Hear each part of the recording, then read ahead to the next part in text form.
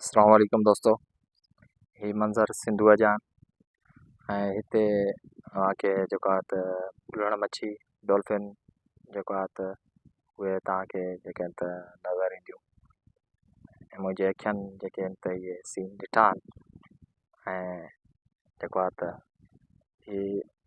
ही मंज़र इंतिहाई जेके आहिनि त छिरकाईंदड़ जेको सिंधुअ जी सतह बिल्कुलु घटि खां घटि तरीन थींदी पई वञे ॾींहों ॾींहुं।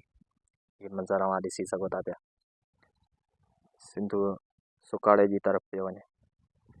हीअं परे परे खां बि तव्हां ॾिसंदो त बिल्कुलु यानी कि जिते जिते हिते पाणी हूंदो आहे, हे पाणी बिल्कुलु जेको आहे त घटि खां घटि सतह ताईं पहुची चुको आहे, हीअ ॾिसी सघो।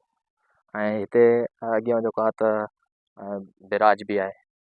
बिराज जो मक़सदु हूंदो आहे पाणी खे सेविंग करणु ऐं उतां सिंधुअ जा केनाल बि निकितल आहिनि जेके सिंध जे मुख़्तलिफ़ इलाइक़नि खे पाणी पहुचाइनि था पिया केनाल जी सूरत में।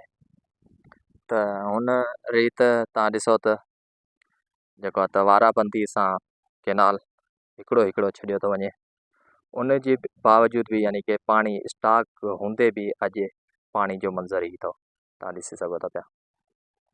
जेके चवनि था पिया त पंजाब में केनाल ठाहिया वञनि, अगरि केनाल पंजाब में ठाहिया न, जेके आराम था फरमायो सिंधी नौजवानो सिंधी क़ौम जेके आराम था फरमायो न, उहो ॾिसी वठो पोइ हीअ बि न हूंदो जेको हीअ पाणी अथव न।